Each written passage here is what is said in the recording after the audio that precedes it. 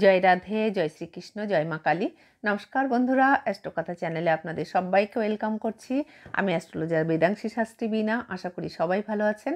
বন্ধুরা, আপনারা যারা বৃশ্চিক রাশি সম্পর্কে জানতে চেয়েছেন তাদের জন্য এই ভিডিওটা বানাচ্ছি। তারা তো দেখবেনই, তাছাড়া সবাইকে দেখার অনুরোধ করছি, কারণ হতে পারে আপনার খুব কাছের মানুষের বৃশ্চিক রাশি, যার সম্পর্কে জানলে আপনার অনেক সুবিধা হবে। একটা রাশি মানুষের ক্যারেক্টারকে বলে দিতে পারে। বন্ধুরা, সবাইকে পুরো ভিডিওটা দেখার অনুরোধ রইল। প্রবেশ করব বিষয়ে, তার আগে বলবো আমার সঙ্গে যারা যোগাযোগ করতে চান তারা স্ক্রিনের নাম্বারে ফোন করতে পারেন। তবে যে কোনো দিন সন্ধ্যা 7টা থেকে 8টার মধ্যে, অন্য সময় আমি ফোন ধরতে পারি না। আর personal consultation is not free, কথাটা মনে রাখবেন। এবার বলি বন্ধুরা, বৃশ্চিক রাশি হলো রাশিচক্রের 8ম রাশি। এর প্রতীক চিহ্ন বিছে বা কাঁকড়া বিছে। এই রাশি অনুরাগ ও আসক্তির প্রতীক। এটি বৃহৎকায় স্ত্রী রাশি, জলতত্ত্ব। এই রাশির অধিপতি মঙ্গল। এই রাশির জাতক জাতিকা লাল কিতাব অনুযায়ী সৌম্যধর্ম, শান্ত লক্ষণ, স্থির স্বভাব, যুগাবস্থা অর্থাৎ যুব অবস্থা, দৃঢ় প্রতিজ্ঞ, সুন্দর বর্ণ, তমগুণ, শীর্ষোদয় সমরাশি। এর নিবাস মলয় দেশ। এর অঙ্ক 9। গুপ্তেন্দ্রিয় এবং উরু, জঙ্ঘা এবং মূত্রাশয়ের সাথে সম্পর্কিত এই রাশি। এরা লোহা, গুড়, ইক্ষু, চিনি, তেল, সুপারি, তুলা, সর্ষে প্রভৃতি এবং যে কোনো অনুসন্ধান, খনিজ, ইঞ্জিনিয়ারিং, অ্যালোপ্যাথি প্রভৃতির উপর বিজনেস বা চাকরি করলে সাফল্য লাভ করতে পারবেন। বন্ধুরা, বৃশ্চিক রাশির মানুষের শান্ত ইমোশনাল হওয়ার কারণে সহজে এক থেকে একাধিক সম্পর্কে জড়িয়ে পড়েন।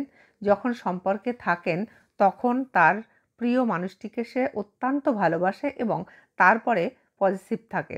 কিন্তু এরা একটু সন্দেহপ্রবণ হওয়ার কারণে অনেক ক্ষেত্রে এদের সম্পর্ক ভেঙে যায়। এরা বাইরে থেকে খুব শক্ত স্বভাবের হলেও ভিতর থেকে ভীষণ নরম মনের। এই রাশির মানুষেরা কোনো কাজ করবে স্থির করলে তা করেই ছাড়ে। এক্ষেত্রে ভালো খারাপ যে কোনো কাজই হতে পারে। এদের মনের জোরের উপরে তা নির্ভর করে। এরা একা থাকতে পছন্দ করে। শরীর স্বাস্থ্য মোটামুটি স্ট্রং থাকে এদের। এরা একটু কম কথাও বলতে পছন্দ করে, কিন্তু যখন নিজে কাউকে কিছু বলে তখন প্রয়োজনে ছোবল মারতেও এরা দ্বিধা বোধ করে না। অর্থাৎ এরা যেমন শান্ত তেমন বিষধরও। এরা অনেক ক্ষেত্রে দুমুখী স্বভাবের হয়। এরা আসলেই জীবনে সত্যিকারের সুখী হয় না। জীবনে অনেক বাধার সম্মুখীন এদের হতে হয়। তবে এরা প্রচণ্ড চালাক হওয়ার কারণে সহজেই অনেক বাধা অতিক্রম করতে পারে তাদের বুদ্ধি দিয়ে। তবে বন্ধুরা, এই রাশিতে চন্দ্র নিচস্থ থাকায় মনের কষ্টে এরা ভুগতে থাকে। সর্দি কাশিতে এরা প্রায়শই আক্রান্ত হতে পারে। বৃশ্চিক রাশির মানুষেরা অনেক রাগী স্বভাবের হয়। এই রাগের জন্য ওদের অনেক বাজে সমস্যার মধ্যে পড়তে হয়। এরা খুব লড়াকু স্বভাবেরও হয়।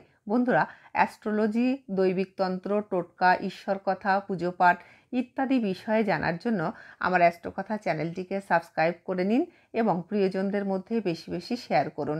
এবার বলি বন্ধুরা, আপনারা যারা বৃশ্চিক রাশির ব্যক্তি আছেন তারা নিজের মনের সব কথা কাউকে শেয়ার করবেন না। গোপন কথা গোপন রাখার চেষ্টা করুন। এগুলো কিন্তু আপনাদের ছোট্টখাটো টিপস দিচ্ছি, কারণ এগুলো করতে পারলেই আপনার জীবনের উন্নতি হবে, আপনার ভবিষ্যৎ ভালো থাকবে, আপনি অনেক অশান্তির হাত থেকে মুক্তি পাবেন। একটু রাগ কমান, একটু ঈশ্বরকে বিশ্বাস করতে শিখুন, তাহলে জীবনে উন্নতি করতে পারবেন। সহজে কাউকে বিশ্বাস করবেন না একদমই। আপনার রাশিতে মোক্ষ লাভের সম্ভাবনা আছে।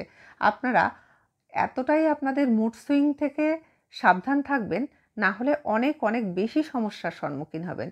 নিশ্চয়ই বন্ধুরা বুঝতে পারছেন কি বলতে চাইছি।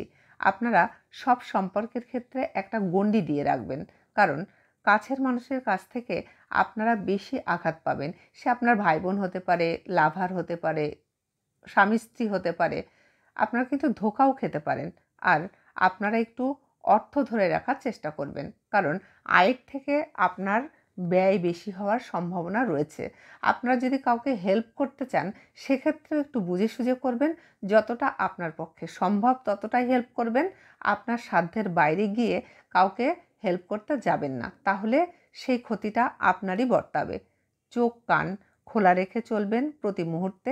আর মানুষকে বলার সময়ও একটু বুঝে কথা বলবেন, কারণ আপনাদের কথার ভিতরে একটা ঝাঁঝালো ভাব, একটা বিষাক্ত ভাব থাকে। আপনার মনে হচ্ছে যে আপনি তো সাধারণ কথা বলছেন, কিন্তু না, আপনার সেই সাধারণ কথাটাই অন্য মানুষের কাছে বিষের মতো অসাধারণ হয়ে লাগবে। সেক্ষেত্রেও একটা অশান্তির সম্মুখীন আপনাদের হতে পারে। আপনাদের এই সমস্যা থেকে প্রতিকার পেতে নিজের পার্সোনাল জন্মপত্রিকা বিচার করিয়ে তবেই প্রতিকার করবেন। এছাড়া আমি বলতে পারি, আপনারা প্রতিদিন যে কোনো সময় 3 বার হনুমান চালিসা পাঠ করুন। এগুলো টোটকা। মা কালীকে পুজো করতে পারেন লাল জবার মালা, 108টা লাল ফুলের এবং জোড়া সন্দেশ দিয়ে। লাল ফুল অর্থাৎ 108টা লাল জবার মালা এবং 2টো জোড়া সন্দেশ অন্তত কমসে কম মাকে দিয়ে আপনারা পুজো করতে পারেন। হনুমানজির পুজো করতে পারেন হনুমান মন্দিরে গিয়ে। এছাড়া সোমবারে শিব পূজা এবং শনিবার করে বড় বাবার পুজো করতে পারেন। একদিন সপ্তাহে অন্তত নিরামিষ তো খাবেনই। বন্ধুরা, আর যেতে হবে, নেক্সট পর্বে আবার দেখা হবে। যাওয়ার আগে বলবো, আমার কথা ভালো লাগলে আমার অ্যাস্ট্রো কথা চ্যানেলটিকে লাইক, শেয়ার, কমেন্ট ও সাবস্ক্রাইব করে সঙ্গে থাকবেন। খুব তাড়াতাড়ি আপনাদের রিকোয়েস্টের ভিডিও নিয়ে আবারও আসবো। ততক্ষণে সবাই ভালো থাকুন, সুস্থ থাকুন এবং আমার ভিডিওটা দেখার জন্য আপনাদের অসংখ্য ধন্যবাদ রইল।